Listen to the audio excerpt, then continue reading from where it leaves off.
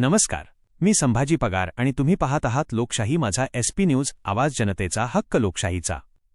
मालेगावमधील महेश नागरी सहकारी पतसंस्थेच्या ठेवीदारांच्या प्रश्नावरून आता आंदोलनाचा इशारा देण्यात आला आहे। 17 ऑगस्ट 2026 रोजी लोकशाही धडक मोर्चाचे संस्थापक शेखरदादा पगार यांच्या नेतृत्वाखाली अपर जिल्हाधिकारी कार्यालयासमोर ठेवीदारांचे बेमुदत धरणे आंदोलन करण्यात येणार आहे। ठेवीदारांचे पैसे व्याजासह परत मिळावेत, तसेच महेश नागरी सहकारी पतसंस्थेचे ऑडिट लवकरात लवकर करण्यात यावे अशी प्रमुख मागणी आंदोलनकर्त्यांनी केली आहे। यासोबतच DDR शेळके साहेबांच्या भूमिकेचीही सखोल चौकशी करण्यात यावी, नागरिकांना वेठीस का धरले जात आहे, तसेच महेश नागरी सहकारी पतसंस्थेवर नियमानुसार कारवाई का करण्यात आली नाही असा सवाल उपस्थित करण्यात आला आहे। तसेच DDR शेळके यांचा CDR तपासण्यात यावा अशीही मागणी करण्यात आली आहे। ठेवीदारांच्या पैशांचा प्रश्न तातडीने मार्गी लावून संबंधित प्रशासनाने योग्य ती कारवाई करावी, अन्यथा 17 ऑगस्टपासून बेमुदत धरणे आंदोलन सुरूच ठेवण्याचा इशारा लोकशाही धडक मोर्चाच्या वतीने देण्यात आला आहे। आता प्रशासन या आंदोलनाची दखल घेऊन ठेवीदारांच्या प्रश्नावर काय भूमिका घेते याकडे सर्वांचे लक्ष लागले आहे। मी संभाजी पगार आणि तुम्ही पाहत होते लोकशाही माझा SP न्यूज इंडिया आवाज जनतेचा हक्क लोकशाहीचा। अशाच ताज्या आणि महत्त्वाच्या बातम्यांसाठी आमच्या चॅनलला सबस्क्राईब करा आणि ही बातमी जास्तीत जास्त शेअर करा।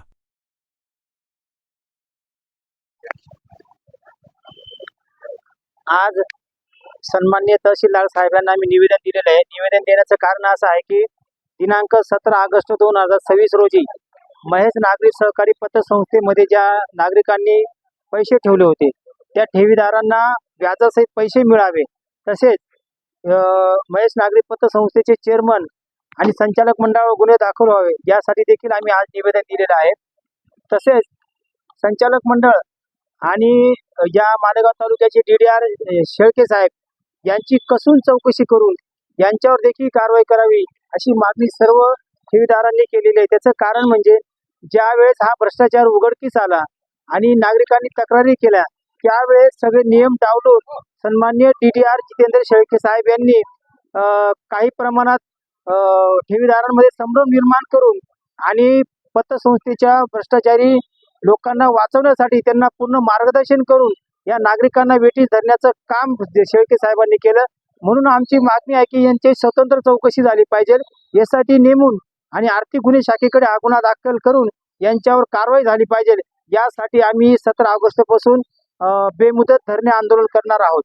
याची सर्वस्वी जबाबदारी ही शासन आणि प्रशासनाची असेल।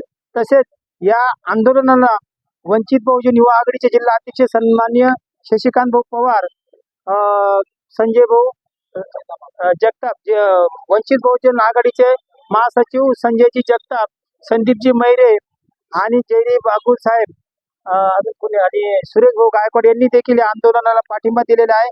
आणि वंचित बहुजन युवा आघाडीने सांगितले की आम्ही पूर्ण ताकदनिशी या आंदोलनात सहभागी होऊ। आता पुढील आमचे शशिकांत भाऊ पवार बोलतील।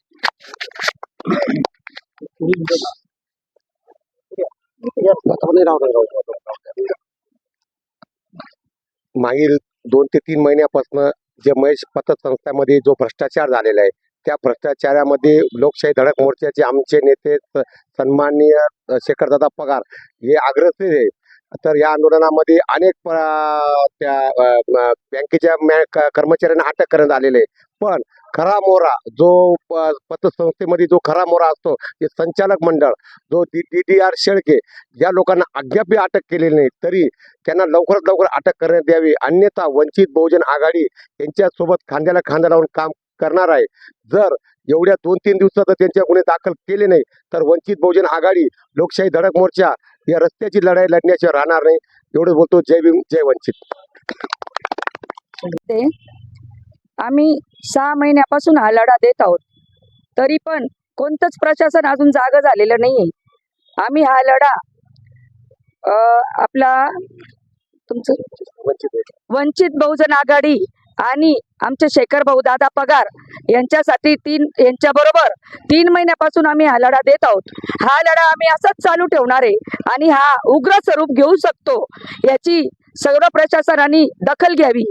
या माध्यमातून मी एवढंच बोलते, जे लोक गुन्हेगार आहे माननीय शेळके साहेब आणि चेअरमॅन संचालक पूर्ण मंडळ यांनी ही खबरदारी घ्यावी। मी हा लढा सोडणार नाही आणि हे सर्व माझ्यासोबत आम्ही खांदा लावून हा लढा लढणारच आहोत। याची सगळ्यांनी दखल घ्यावी। आम्हाला उग्र स्वरूप न घेऊ देता याची जर दखल घेतली तर खूप चांगलं होईल। राधे राधे।